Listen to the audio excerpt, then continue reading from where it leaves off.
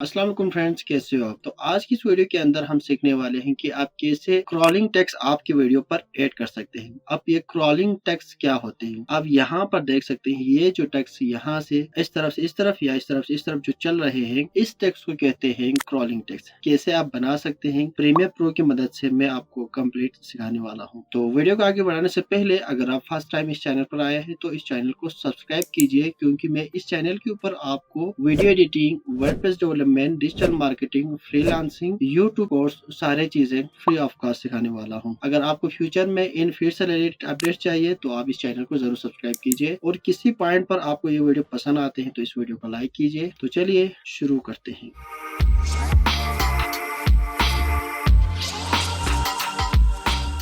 तो crawling text को अपने वीडियो के अंदर ऐड करने के लिए मैंने यहाँ पर एक छोटे से प्रोजेक्ट क्रिएट किया हुआ है। तो मैं यहाँ से आपको डायरेक्टली बताना चाहता हूँ आपने कैसे इसके ऊपर क्रॉलिंग टेक्स्ट बनाना है। तो मैं यहाँ पर एक छोटे से क्लिप को सबसे पहले इंपोर्ट करूंगा। यहाँ से मैं इंपोर्ट कर रहा हूँ। तो मैंने सिंपल से एक क्लिप को यहाँ पर इंपोर्ट कर लिया है। अब इसी की मदद से मैं एक सीक्वेंस क्रिएट करूंगा। ठीक है, इसी की मदद से मैंने यहाँ पर सीक्वेंस भी क्रिएट कर लिया है। इसको मैंने इसको काफी जूम भी किया है आप लोगों को आसानी से चीजें देखने के लिए। अब मैं यहाँ पर टेक्स्ट ऐड करूंगा। डायरेक्ट सिंपल आपने टेक्स्ट ऐड करना है, फिर आपने इसको क्रॉलिंग एनिमेट करना है। ठीक है, तो फिर ये क्रॉलिंग टेक्स्ट बन जाएंगे। कैसे करना है, तो यहाँ पर हमारे सारी चीजें रेडी है। तो मैं जस्ट यहाँ से ये टेक्स्ट टूल लूंगा। टेक्स्ट टूल लेने के बाद आपके अंदर प्रीव्यू स्क्रीन के अंदर अगर आप, तो मैं यहाँ पर क्लिक करके यहाँ से कुछ भी लिख सकता हूँ। जैसे कि मैं यहाँ पर लिखता हूँ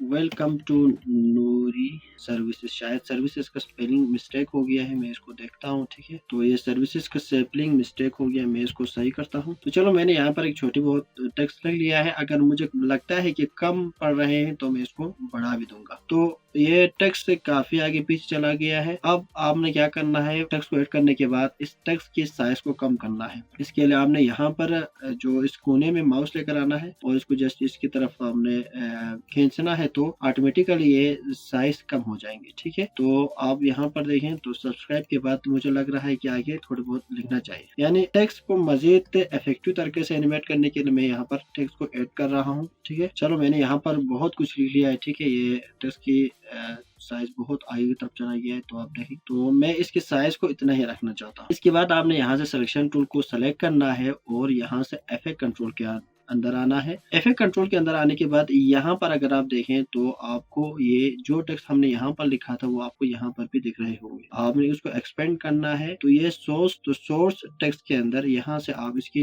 टेक्स्ट फॉन्ट को चेंज कर सकते हैं। ठीक है, तो मैं इधर मेरा एक फेवरेट फॉन्ट है गोथम। ठीक है, गोथम मैंने अप्लाई किया है, तो ये टेक्स्ट कुछ इस तरह का हो गया है। ठीक है, हमने इसके ऊपर टेक्स्ट लिखा है। पहले टेक्स्ट लिखने के बाद इसके बाद मैंने यहाँ पर इसका फॉन्ट चेंज किया है। अगर आप चाहें तो यहाँ से अपीयरेंस के अंदर यहाँ से आकर आप इसके अंदर टेक्स्ट भी लिख सकते। ठीक है, तो मैं इससे टेक्स्ट कलर को सेलेक्ट करूंगा। ठीक है, इसके बाद स्ट्रोक अप्लाई करना है, तो करना चाहते हैं तो आपने यहाँ पर टिक करके स्ट्रोक अप्लाई करना है। मैं यहाँ पर स्ट्रोक अप्लाई नहीं करूंगा, बल्कि मैं यहाँ पर शेडो अप्लाई करना चाह रहा हूँ। ठीक है, ब्लैक शेडो, और यहाँ से शेडो की ऑपेसिटी को मैंने बढ़ाया है और थोड़ा नीचे आना है। नीचे आने के बाद इसी के अंदर एक और प्रॉपर्टी है ट्रांसफॉर्म। ट्रांसफॉर्म के अंदर दो फीचर है, पोजीशन है, एक स्केल है। स्केल की मदद से आप इसकी टेक्स्ट की साइज को मेंटेन कर सकते हैं। जैसे कि यहाँ पर अभी 55 है, तो अभी इस फॉन्ट का साइज है 55। और पोजीशन के अंदर दो वैल्यू मौजूद है, एक इस तरफ है, एक इस तरफ है। ये अगर आप टेक्स्ट को हॉरिजॉन्टली किसी जगह पर उसकी पोजीशन को सेट करना चाहते हैं तो इस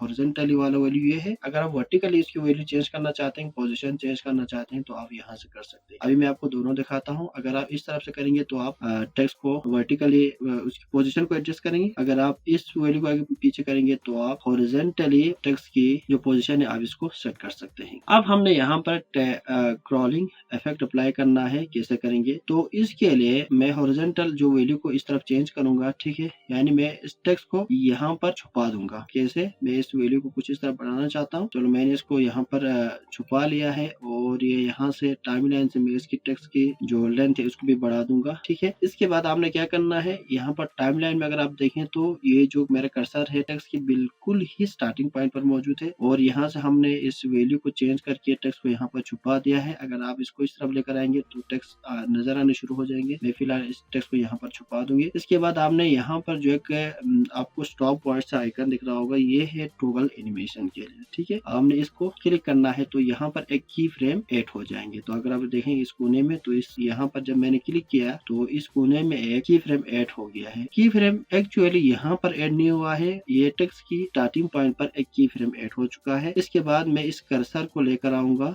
इस टेक्स्ट के बिल्कुल एंड में। इसके बाद मैं क्या करूंगी, इस वैल्यू को हॉरिजॉन्टल जो वैल्यू है मैं इस तरफ बढ़ाना चाहूँ तो जब तक ये टेक्स्ट उस लेफ्ट साइड में नहीं छुपेंगे मैं इसको यहाँ पर छुपा दूंगा। ठीक है, तो यहाँ तक मैंने छुपा दिया है। अगर आप इसको मैं एक बार प्ले करके अगर आपको दिखा दूं तो आपको खुद नजर आएगा क्रॉलिंग टेक्स्ट क्या होते हैं। तो यहाँ से मैं चलो इसको एक बार प्ले करता हूँ। तो अगर आप खुद यहाँ पर देख सकते हैं टेक्स्ट क्या हो रहा है, राइट साइड से लेफ्ट साइड की तरफ एनिमेट हो रही है। तो इसी को कहते हैं क्रॉलिंग टेक्स्ट। अब क्रॉलिंग टेक्स्ट इस तरह टेक्स्ट अप्लाई करते हुए हमें एक प्रॉब्लम आती है कि उसकी बैकग्राउंड को हम सेट करना चाहते हैं। तो बैकग्राउंड सेट करने के लिए यहाँ से सिलेक्शन टूल लेकर आपने इस टेक्स्ट को यहाँ से सेलेक्ट करना है और दोबारा इसी टेक्स्ट को एक्सपेंड करके इधर आना है इफेक्ट कंट्रोल के अंदर से। ठीक है, इसके बाद यहाँ पर बैकग्राउंड का ऑप्शन है, यहाँ से अगर आप बैकग्राउंड सेलेक्ट करते हैं तो एक प्रॉब्लम आएंगे। पहले मैं इसको करके दिखाऊंगा, यहाँ से बैकग्राउंड अप्लाई करेंगे तो क्या होगा। इसके साथ जो प्रॉब्लम आते हैं वो मैं आपको दिखाना चाहता हूँ। इसके लिए आपने इसको चेक करना है और यहाँ से बैकग्राउंड का जो कलर है आपने सेलेक्ट करना है। यहाँ से मैं एक ग्रे कलर लेता हूँ। ठीक है, इसकी भी ओपेसिटी में थोड़ा बढ़ा देता हूँ और थोड़ा मैं इसको एक्सपेंड करता है कि थोड़ा ज्यादा विजिबल हो। तो मैं इस तरफ से आपको इसको प्ले करके दिखाना चाहता हूँ। हमने यहाँ से बैकग्राउंड भी टेक्स्ट के लिए सेट कर लिया है। ठीक है, अगर मैं इसको प्ले करूँ तो अगर आपको यहाँ पर खुद देख रहा होगा जब प्ले हो रहे होते हैं तो ये बैकग्राउंड भी खुद चल रहे हैं टेक्स्ट के साथ। ठीक है, जब ये एंड में पहुंचेंगे तो बैकग्राउंड भी खत्म हो रहे हैं। अगर आप इसी के साथ बाद में एक और टेक्स्ट ऐड करना चाहते हैं तो इसके लिए बैकग्राउंड आपको इसी तरह अलग से डालना पड़ेंगे। तो दोनों बैकग्राउंड के दरमियान एक गैप आ जाएंगे, इससे आपकी वीडियो का जो क्वालिटी है वो थोड़ा बुरा दिखने लगेंगे। तो आपने बैकग्राउंड को यहाँ से सेट नहीं करना है बल्कि आपने इसके ऊपर एक ग्राफिक को अप्लाई करना है, ग्राफ को। ठीक है, मैं थोड़ा इसको इस तरफ लेकर आता हूँ ताकि टेक्स्ट पूरा फिल हो जाए। यहाँ से आपने क्या करना है, ये रेक्टेंगल टूल को लेना है। रेक्टेंगल टूल लेने के बाद यहाँ पर आना है और यहाँ से आपने इस तरह से एक रेक्टेंगल शेप बनाना है। तो मैंने यहाँ पर एक कंप्लीट रेक्टेंगल शेप बनाया है। तो देखो अभी यहाँ पर अगर आप देखें रेक्टेंगल शेप बनाने के बाद टेक्स्ट मुकम्मल गायब हो गया। अगर आप इसको आगे पीछे करके देखें तो आपको टेक्स्ट कहीं पर भी नजर नहीं आएंगे। वो क्यों ऐसा हुआ है कि आपको जो टेक्स्ट लेयर है ना वो पीछे छुप गया है, यानी एक लेयर ऊपर आ गया है ग्राफिकल लेयर और आपको जो टेक्स्ट का लेयर है वो नीचे चला गया है, इससे ये नजर नहीं आएंगे। अभी हम चाह रहे हैं कि इस टेक्स्ट को इस ग्राफ के ऊपर लेकर आऊं। कैसे करना है, इसके लिए यहाँ पर आपने इस विंडो में आना है। विंडो में आने के बाद यहाँ पर एक ऑप्शन है एसेंशियल ग्राफिक, आपने इसको इनेबल करना है। तो इसको इनेबल करने के बाद यहाँ पर आपके सामने एसेंशियल ग्राफिक का पैनल ऑन हो जाएंगे। तो इसके लिए सेटअप करने से पहले मैं इस जो एरिया है इसको थोड़ा एडजस्ट करता हूँ। इसके बाद आपने इस टेक्स्ट को सेलेक्ट करना है। यहाँ से ग्राफिक के अंदर एसेंशियल ग्राफिक पैनल के अंदर एक और ऑप्शन मौजूद है, यहाँ पर आपको एडिट में आना है। एडिट में आने के बाद यहाँ पर देखो तो एक शेप 01 नाम का एक शेप है और आपने जो टेक्स्ट लिखा था वो टेक्स्ट यहाँ पर मौजूद है। ये जो शेप है अभी हमने जो यहाँ पर रेक्टेंगल बनाया है ये शेप यही है और जो हमने पहले टेक्स्ट लिखा था वो टेक्स्ट इधर है। अब मैंने आपको पहले बताया कि आपका टेक्स्ट अंदर चला गया है और शेप का जो रेक्टेंगल शेप का जो लेयर है वो ऊपर आ चुका है। अब आपने क्या करना है, इस शेप को डाउन साइड पर लेकर आना है, इस शेप को पकड़कर नीचे लेकर आना है। तो ये कुछ इस तरह सेट हो जाएंगे। तो इस तरह आपने टेक्स्ट को ऊपर लेकर आना है। इसको ऊपर सेट करने के बाद अगर आप देखो, अब मैं प्ले करके आपको दिखाना चाहता हूँ। पहले से बैकग्राउंड सेट हो चुका है, इसके ऊपर टेक्स्ट आगे से आ रहे हैं। ठीक है, ये टेक्स्ट खत्म होने के बाद भी अगर आप देखो ग्राफ जो बैकग्राउंड है यहाँ से खत्म नहीं होंगे। तो इस तरह आपने क्रॉलिंग टेक्स्ट बनाना है। तो ये था एक छोटी सी वीडियो टेक्स्ट के ऊपर। उम्मीद करता हूँ आप लोगों के लिए पसंद आ चुके होंगे। अगर पसंद आए तो लाइक कीजिए, चैनल को अभी तक सब्सक्राइब नहीं किया तो सब्सक्राइब कीजिए। मैं मिलता हूँ आपसे इस वीडियो एडिटिंग के एक और ट्यूटोरियल में। तब तक के लिए अल्लाह हाफिज, टेक केयर।